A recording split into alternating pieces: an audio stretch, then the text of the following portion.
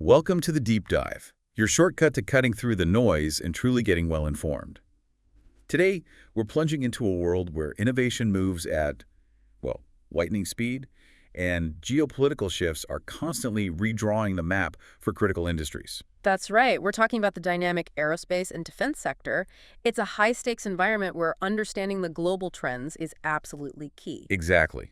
And we'll explore these ambitious national pushes for self-reliance, like what we're seeing in India. And also the pivotal, often overlooked role of smaller enterprises within it all. Our mission today is to extract the most important nuggets of knowledge from a truly fascinating stack of sources.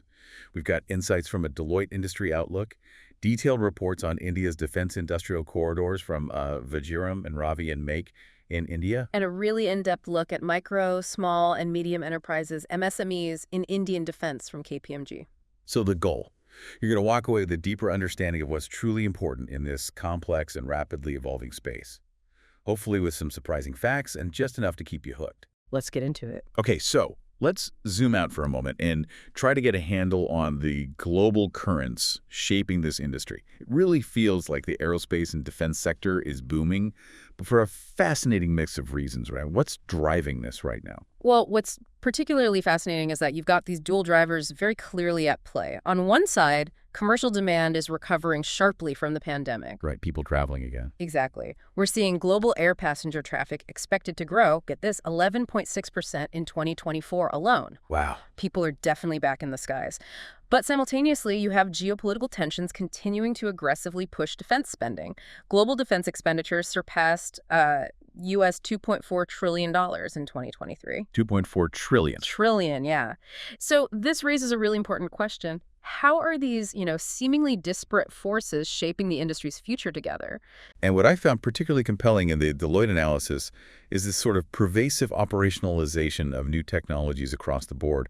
Could you maybe elaborate on the key trends they've identified looking towards, say, 2025? Sure. Deloitte points to 5 critical areas defining the future of A&D. First up is aftermarket services. MRO, right. Maintenance, repair. Exactly, MRO. This is where AI and digital technologies are really poised to revolutionize things, especially with increased demand extending aircraft lifespans. Think of it as predictive maintenance on steroids. Okay. Companies are leveraging AI for everything from capacity management to inventory optimization, all to minimize downtime. So for you, this means more consistent aircraft availability, whether that's commercial travel or mission-critical defense ops. It's about making existing assets work harder, smarter, and frankly, longer. That makes perfect sense. I mean, with so much invested in these assets, maximizing their uptime is crucial, isn't it? Okay. What else is on their radar? The second trend is workforce challenges, and this is a big one. Talent attraction, retention. It remains a struggle. Over 2/3 of manufacturers cited it as a primary business challenge. Yeah, hi. Really? Yeah, it's a competitive landscape out there. So the industry is responding. They're offering higher than average wages, focusing on early talent pipelines like K-12 and technical college programs, and using emerging tech like extended reality to enhance training. They're literally trying to build their future workforce from the ground up and then equip them with cutting-edge tools. So assuming they get the right talent in place, the question becomes, where are these resources, this renewed focus, actually being channeled? What are the key areas of strategic spending that Deloitte highlights? Well, that leads us neatly to the third point, strategic spending. Defense priorities are heavily influencing where the money goes, particularly in unmanned systems. Drones and the like. Exactly. And the burgeoning space economy. The U.S., for instance, requested nearly U.S. $850 billion for its Department of Defense in fiscal 2025. Billion with a B. With a B, yes. And a strong focus on areas like solid rocket motors, hypersonic research. Meanwhile, the global space economy grew to U.S. $570 billion in 2023, and that's driven primarily by the commercial sector now. It's not just government rockets anymore, it's satellite internet, advanced navigation, Earth observation. That commercial push in space is truly fascinating, especially alongside the defense focus. Mm-hmm. What are the final pieces of this puzzle that Deloitte identifies as critical? Okay, the fourth is advanced air mobility, or AAM.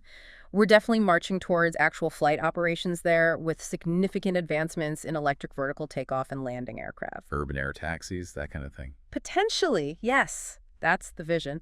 And finally, number 5, supply chain resilience. Elevating visibility and resilience in supply chains is, unsurprisingly, a top priority. Unsurprising is right. Yeah, it's crucial to ensure the future of all these advanced technologies, especially after recent disruptions showed just how critical robust supply chains are. Seems everyone's learned that lesson the hard way lately, hasn't it? Not just defense. It's true. Now, let's shift our gaze a bit from these global currents to a specific critical player, India. Historically, India has been one of the world's largest defense importers.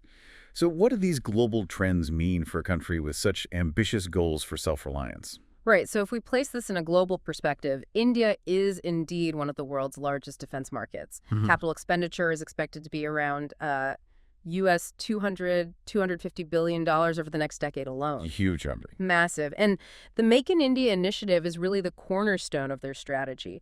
They're aiming for a monumental 70% indigenization of the defense sector. That's 10%. Wow. 70%.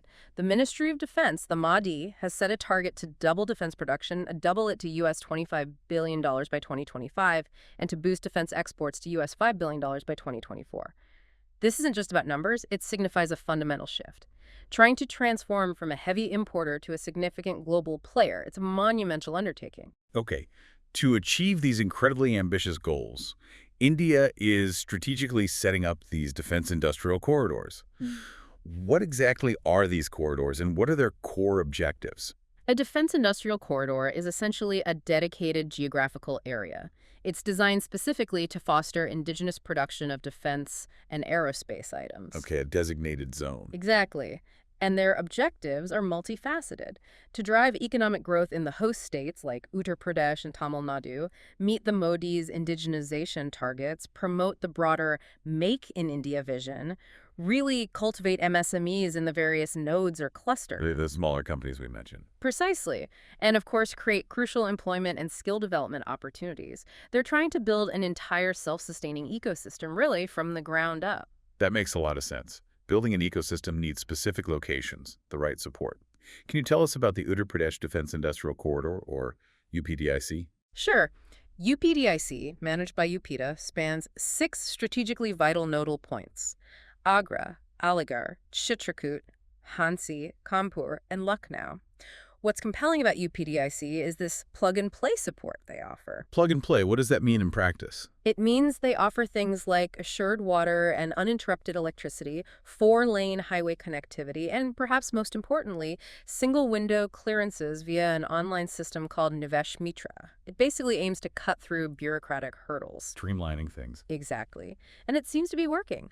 As of recent reports, UPDIC has attracted substantial investment, over 28,000 crore in proposals, with dozens of companies already acquiring land. Any examples spring to mind? Yeah, absolutely. For instance, Adani Defense Systems and Technologies Ltd. Invested 1,500 crore in Kanpur for what they're calling South Asia's largest integrated ammunition facility.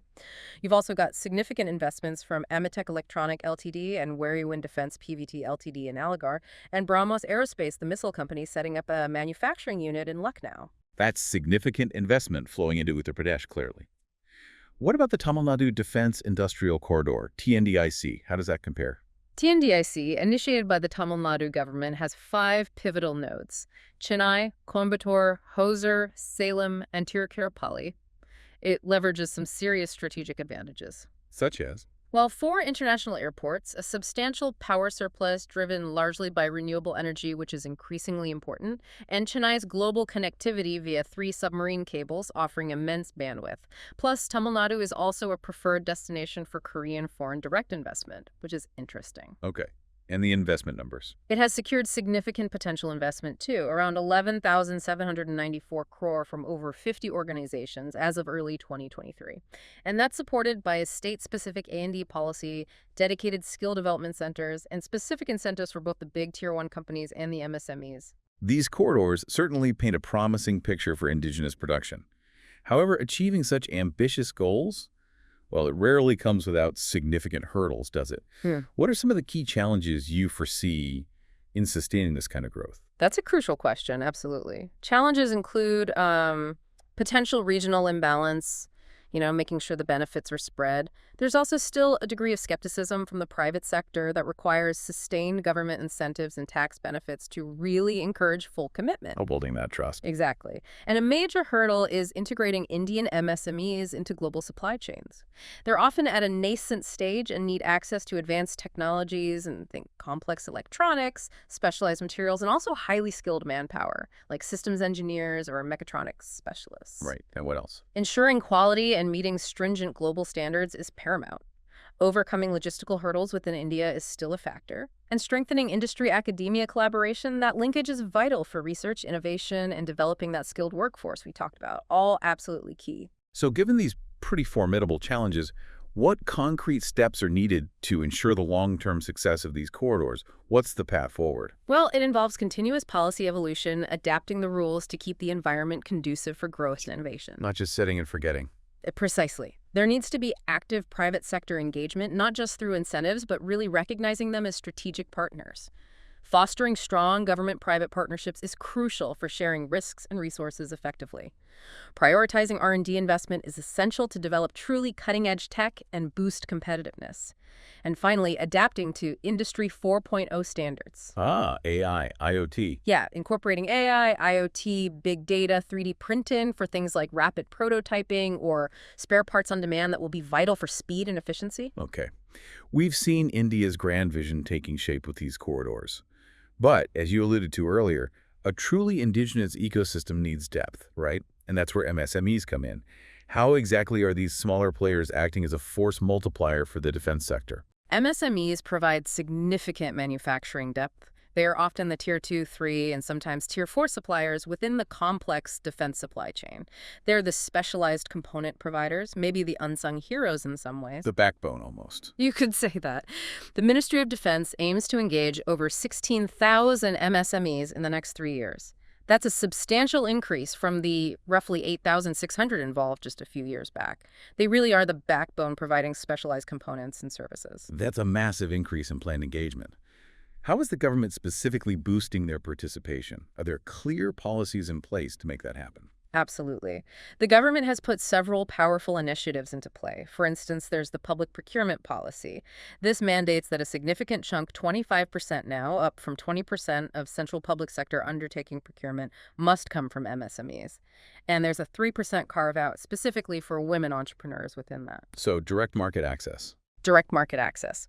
Then you have the Defense Procurement Procedure, DPP categories, like buy indigenously designed, developed, and manufactured, or IDDM, that gets the highest preference, and the Make I and Make II categories specifically earmark projects for MSMEs, simplifying how they can get involved in prototype development and larger procurements.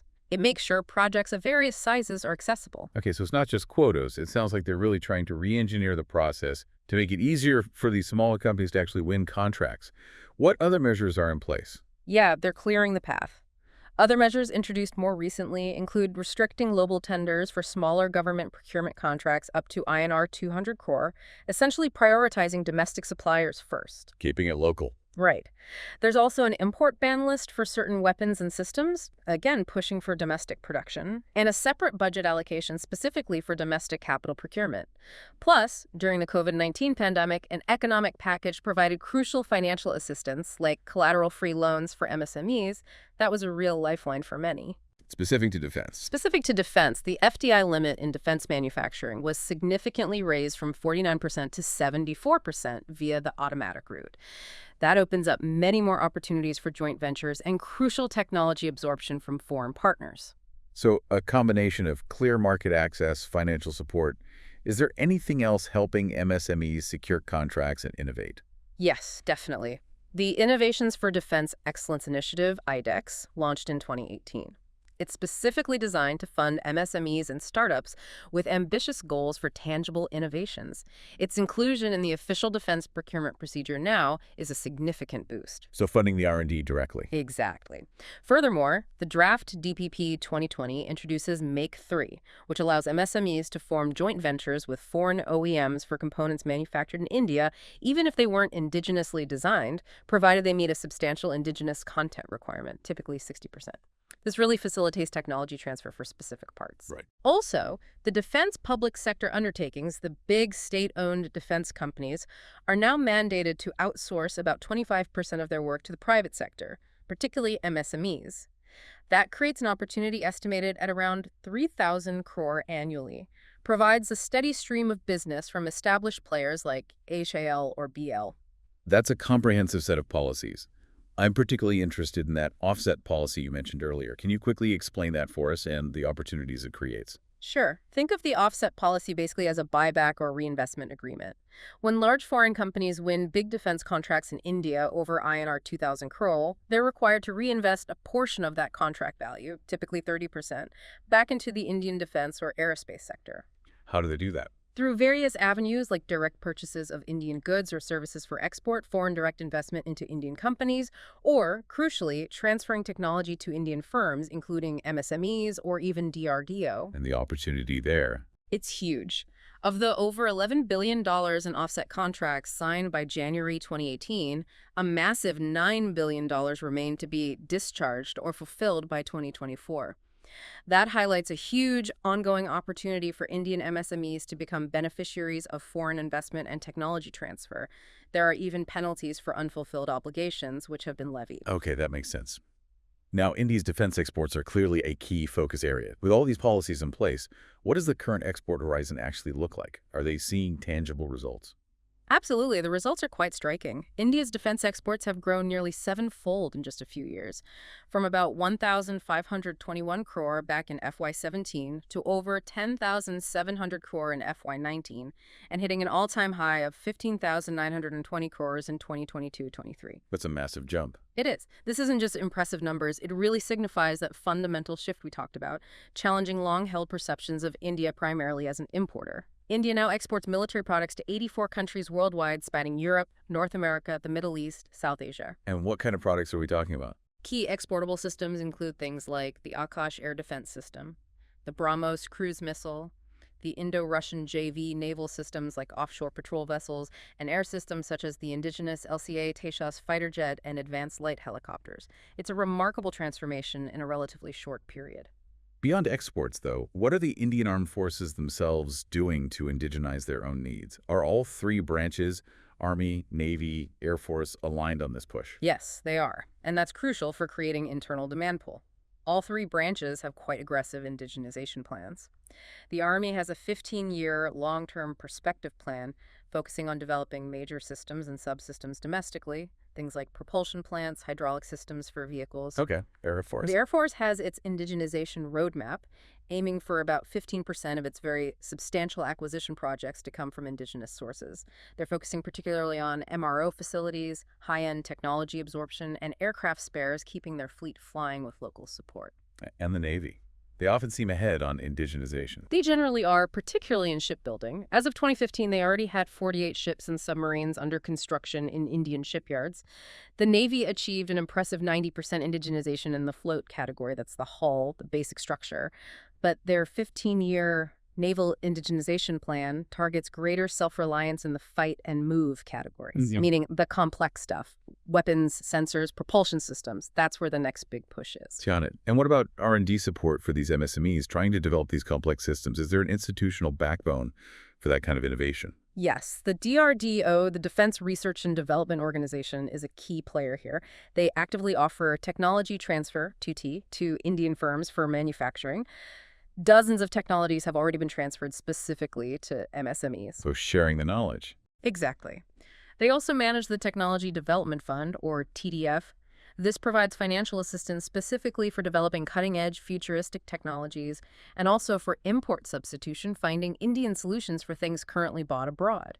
Several projects have already been completed under the TDF scheme. Any other streamlining? Yes, a self-certification scheme was introduced. This empowers qualified defense public sector units and approved private vendors to self-certify their product quality, which helps streamline processes while maintaining standards. India is clearly making significant strides, implementing a lot of policies. But how do its efforts compare globally? How does this stack up against other countries with strong defense ecosystems? What can they perhaps learn from global best practices? That's a great question. When we look globally, countries worldwide recognize the immense importance of SMEs in defense. It's not just India. For example, Israel's CBAT, which is part of their MODI, actively promotes SMEs. They see them as sources of quick, versatile solutions and tech innovation. They even set up a dedicated department back in 2012 just to support SME growth. They really value that agility. Interesting. What about Asia? The Republic of Korea is another good example. They're expanding loan support significantly for SMEs, like a fund worth over US $170 million.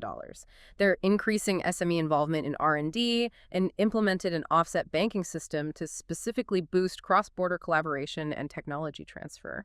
So specific financial mechanisms and fostering collaboration seem key themes. What about the UK and the US? They're very mature defense industries. Indeed. The United Kingdom's MOD has its Small and Medium-Sized Enterprise Action Plan. The goal there is 25% of defense procurement spend going to SMEs. They focus on strengthening supplier engagement, improving the actual procurement processes to make them less daunting, basically making it easier to do business with the MOD, and encouraging innovation through initiatives like their Defense and Security Accelerator, DASA. And the US.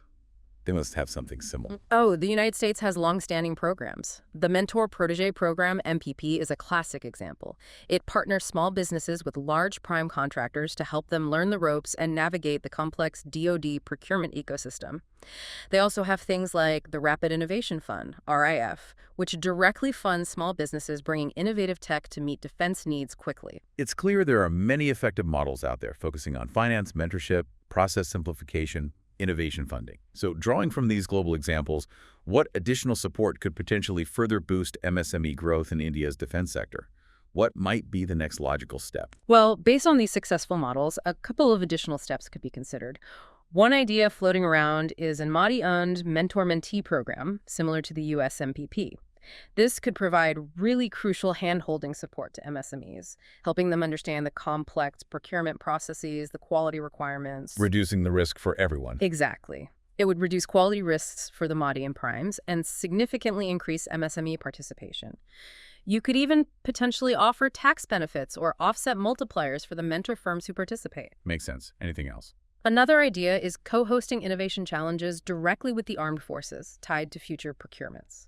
This could potentially secure future contracts for the winning MSMEs, ensuring the best ideas get utilized quickly and directly fostering capability development aligned with actual military needs. Okay, that addresses supporting existing or aspiring defense MSMEs. But for a company completely outside the defense ecosystem right now, a non-defense MSME, what's a practical, step-by-step pathway to actually enter the sector? It must seem like a pretty steep climb for outsiders. It can seem daunting, but there's a reasonably clear framework. First, obviously, you need to meet the basic eligibility prerequisites. MSME registration, being an Indian vendor, potentially obtaining initial quality certifications like ISO, or ideally aerospace-specific ones like AS9100 down the line. Okay, the basics, then what? Then, it's generally recommended to follow a 5-step approach. Step 1, identify the right opportunity. How do you do that? It means really understanding your company's core strengths and capabilities. Talk to the big players, the OEMs, the DPSUs. Identify specific product segments or components where your existing skills, maybe in precision engineering, electronic software, could be applied. Don't try to boil the ocean or build a whole tank on day one. Right. Start small, start smart, find your niche. Okay, once you've identified that potential opportunity. Step 2, build foundational infrastructure and a dedicated team. This means creating a focused business vertical within your company specifically for defense. Devise a clear entry strategy, and crucially, train a team that understands the unique demands, the quality standards, the documentation required in the defense sector. It needs dedicated focus. Got it. Dedicated team. What's step 3? Step 3 is to secure that crucial initial order. Focus intensely on meeting the specific customer's requirements for that first small project. Complete all the necessary vendor registrations, choose components for pilot trials that perfectly align with your core capabilities. Then you conduct those pilot trials, get customer feedback, iterate until you achieve that first right part. Getting that first win is key. So you get your foot in the door with a smaller, manageable project, build trust. Then what? How do you grow from there? That leads to step 4. Obtain certifications and plan for expansion. Once you have that initial success, you secure all the required certifications and customer approvals for that part or process. Then you strategically scale up your facilities and processes to meet the required volume and quality consistently. The key here is winning the customer's confidence through reliable performance, quality, and timeliness are everything. Right, build that reputation. And the final step. Finally, step 5 is to consciously move up the value chain. This involves developing a clear, long-term vision. You want to progress from just basic component manufacturing towards making more complex subassemblies, maybe even integrated systems, eventually reaching a tier 2 or even tier 1 level. How do you make that jump? It can be achieved by continuously building capability and trust with your existing customers, taking on slightly more complex work, or potentially through strategic joint ventures with global players to acquire technology and accelerate that transformation. It's really a methodical climb, moving from basic parts up towards more complex integrated systems. We've certainly covered a lot of ground today. From the global trends driving the aerospace and defense sector, that mix of commercial recovery and defense spending, right through to India's really ambitious strategies for self-reliance and export growth. Yeah, and how that's all being powered in many ways by the crucial growing role of MSMEs and these new dedicated industrial corridors. The journey, as you said, from being one of the world's largest arms importers to becoming a significant exporter is, well, it's complex, isn't it? It is. It's definitely complex, but the incremental gains India has made in defense exports, reaching that all-time high of nearly 16,000 crores in 2022-23, are truly noteworthy. It shows progress. The policy frameworks, the institutional support, they are clearly laying the groundwork for what could be a formidable shift. It's quite remarkable, really, how India is leveraging strategic planning and deliberately empowering its smaller players to drive such ambitious national goals within such a high-tech, high-stakes industry. It feels like a potential blueprint for industrial transformation. Exactly. It's about building that entire ecosystem, top to bottom. So, as India continues its determined drive towards achieving targets like that US $5 billion defense export goal, here's something for you, our listeners, to consider. What untapped potential for innovation still exists in unexpected places, maybe outside the traditional defense sphere? And how might fostering those connections, linking different sectors, different types of companies, not just strengthen national capabilities, but perhaps even redefine global industrial partnerships in the years to come?